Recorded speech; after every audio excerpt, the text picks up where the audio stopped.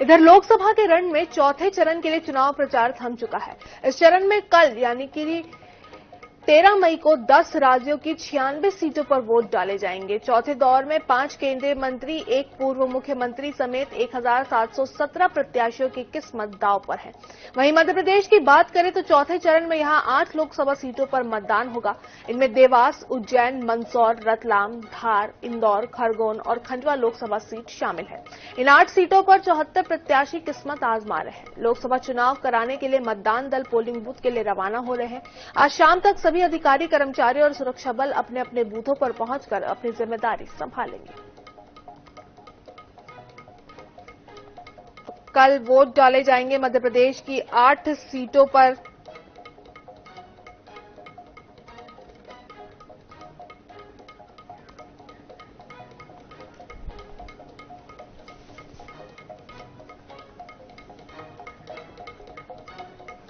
और हमारे साथ उज्जैन से हमारे संवाददाता राहुल यादव भी हमारे साथ जुड़ चुके हैं। राहुल, आपसे जानना चाहेंगे, कल उज्जैन की सीट पर मतदान होना है, वोटिंग होनी है, जिसके लिए आज से मतदान दलों की रवानगी हो रही है, मतदान सामग्री का वितरण भी किया जा रहा है, उसको लेकर क्या कुछ अपडेट है अब तक?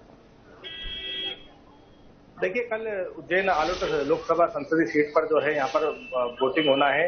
और उज्जैन में अभी आपको बता दें कि उज्जैन के इंजीनियरिंग कॉलेज से यहाँ पर जो है मतदान कराने के लिए जो दल है वे रवाना हो रहे हैं। आप देख सकते हैं यहाँ पर जो टेबलें लगी हुई हैं, सुबह से ही यहाँ पर मतदान कराने के लिए जो है कर्मचारी यहाँ पर जो है सभी पहुंच चुके हैं। सभी विभागों से आए हुए जो है मतदान कर्मचारी यहाँ पर मौजूद हैं। वे अपने अपने दलों के साथ बसों से रवाना हो रहे हैं। यहाँ पर उज्जैन की बात की जाए तो उज्जैन में विधानसभा वार यहाँ पर जो है क्षेत्र बनाए गए हैं। पोलिंग बूथ पर आज शाम तक सभी जो है पहुंच जाएंगे। सुरक्षा व्यवस्था के भी यहाँ पर जो है व्यापक पुख्ता इंतजाम किए गए हैं। सुरक्षा कर्मी भी जो है आज शाम तक सभी पोलिंग बूथों पर जो है उपस्थिति दर्ज कराएंगे। ठीक है, तो बिल्कुल, धार से हमारे संवाददाता लोकेश चौहान भी हमारे साथ जुड़ चुके हैं। लोकेश, आपसे भी जानना चाहेंगे कि धार में इस वक्त मतदान दल की रवानगी को लेकर क्या स्थिति है? जी, मैं इस वक्त धार के 197 बनवानी विधानसभा के मुख्यालय में मौजूद, जहां पर जो है प्रशासनिक व्यवस्थाएं पूरी तरह सुचारू हो चुकी है। यहाँ पे मतदान दलों को ईवीएम बटना प्रारंभ हो गई है, साथ ही जो अन्य व्यवस्थाएं भी है उनकी वो भी सुचारू हो गई है। मैं आपको बता दूं कि 13 मई को जो बिल्कुल लोकेश, आपको मैं यहाँ पे रोकना चाहूंगी क्योंकि हम आपको देख नहीं पा रहे हैं, सिर्फ आपकी आवाज ही सुनाई दे रही है। तो अब आपसे चाहेंगे कि आप कैमरामैन से अपने संपर्क कीजिए और उनको जो भी तकनीकी दिक्कतें आ रही हैं उसमें सुधार कराने की कोशिश कीजिए। सभी हमारे दर्शकों को एक बार हम फिर से बता दें कि हाँ, लोकेश चौहान हमारे साथ जुड़ चुके हैं। लोकेश, आप अपनी बात पूरी कर सकते हैं।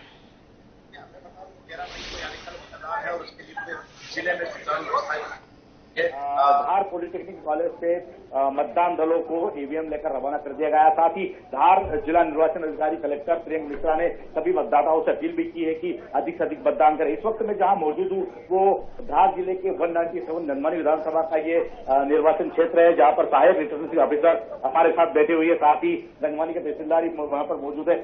व्यवस्थाएं पूरी सुचारू कर दी गई है। साथ ही यहाँ ईवीएम दलों को रवाना भी कर दिया गया है। हम जानते हैं क्या सुचारू व्यवस्थाएं की गई है। मैडम, कुछ कहेंगी? ईवीएम से रवाना हुई, क्या व्यवस्था है?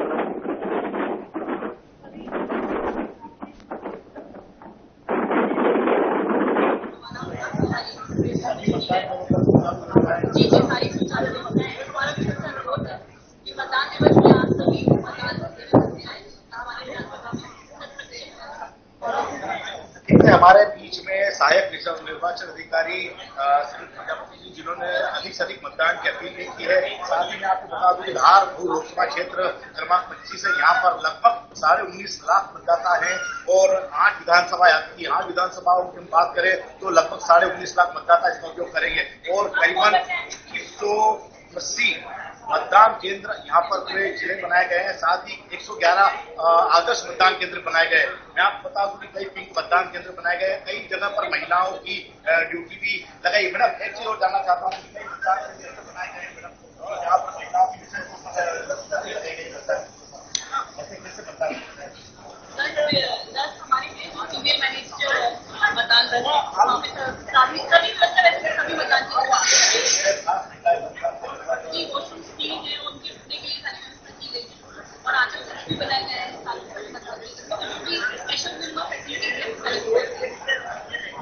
मतदान केंद्रों को आदर्श बनाया गया है, महिलाओं की विशेष मतदाताओं के लिए विशेष व्यवस्था की गई है। मैं आपको पीछे दिखा दूं कि वो मतदान कर्मी है जो इस निर्वाचन को करने के लिए अपने क्षेत्रों में जा रहे हैं, वो आपको वेटिंग में बैठे हैं, ईवीएम के साथ बैठे हैं। ईवीएम भी मतदाता को मतदान केंद्र दलों को दे दी गई है। साथ ही मैं आपको बता दूं कुल 8 विधानसभाएं इस लोकसभा में आती है। यहाँ पर 2 खास प्रत्याशी है, कांग्रेस से राधेश्याम मुंडल और भारतीय जनता पार्टी से सावित्री ठाकुर। कुल मिला के यहाँ पर जो है कुल 19.5 लाख मतदाता जो कल अपने मतदान का प्रयास करेंगे। सुबह 6 बजे। जी बिल्कुल लोकेश, आप बने रहिए हमारे साथ, वापस आपके साथ लौट कर जल्द ही वापस आएंगे। हमारे साथ उज्जैन से हमारे संवाददाता राहुल यादव लगातार बने हुए हैं। राहुल, आपसे समझना चाहेंगे क्योंकि उज्जैन एक ऐसी सीट है जो अनुसूचित जाति वर्ग के लिए आरक्षित रखी गई है। इसके साथ ही साथ ये सीएम डॉक्टर मोहन यादव का गृह क्षेत्र भी है, तो कहीं ना कहीं इस सीट से यानी कि उज्जैन सीट से कांग्रेस को उम्मीदें कम है। देखिए, आपको बता दें कि जनसंघ के समय से ही उज्जैन की जो लोकसभा सीट है वह भारतीय जनता पार्टी और जनसंघ का गढ़ मानी जाती है। जो है यहाँ पर जो है भारतीय जनता पार्टी का परचम हमेशा लहराया हुआ है। तो बात की जाए तो मुख्यमंत्री के गृह क्षेत्र की, तो मुख्यमंत्री डॉक्टर मोहन यादव का यहाँ गृह क्षेत्र है और उनकी दक्षिण विधानसभा भी इसी सीट के अंतर्गत आती है। तो काफी अहम यहाँ पर जो है भारतीय जनता पार्टी के लिए सीट मानी जाती है। और बात की जाए कांग्रेस की, तो कांग्रेस के जो हाल फिलहाल जो स्थिति है जो है वह भी तो विधायक के तराना से महेश परमार भी इस लोकसभा सीट से कांग्रेस की तरफ से चुनाव लड़ रहे हैं। तो कहीं ना कहीं ये सीट काफी अहम है और पूरी जो सीट पर जो है बड़े बड़े नेताओं की जो है यहाँ पर नजरें हैं, ऊपर तक दिल्ली तक जो है इस सीट को लेकर काफी चर्चाएं हैं। तो बिल्कुल उज्जैन की सीट को लेकर तो काफी ज्यादा चर्चाएं हैं ही। धार का रुख करेंगे, लोकेश चौहान भी हमारे साथ लगातार बने हुए। लोकेश, आपसे भी धार के सियासी समीकरण को समझने की कोशिश करेंगे क्योंकि 8 विधानसभा सीटें हैं, इनमें से 5 पर पहले कांग्रेस का कब्जा था, लेकिन भोजशाला की अगर बात करें तो भोजशाला को मुद्दा बनाया गया या वो मुद्दा बन गया, बनाया नहीं भी गया तो वो मुद्दा बन गया। जब प्रधानमंत्री नरेंद्र मोदी भी धार के दौरे पर आए तो उन्होंने भी अपने भाषण पे भोजशाला का जिक्र किया था। तो कहीं ना कहीं हिंदुत्व का कार्ड खेलकर भाजपा जो है धार में यानी कि मालवा निमाड़ के वोट बैंक पर कब्जा बनाती हुई नजर आएगी।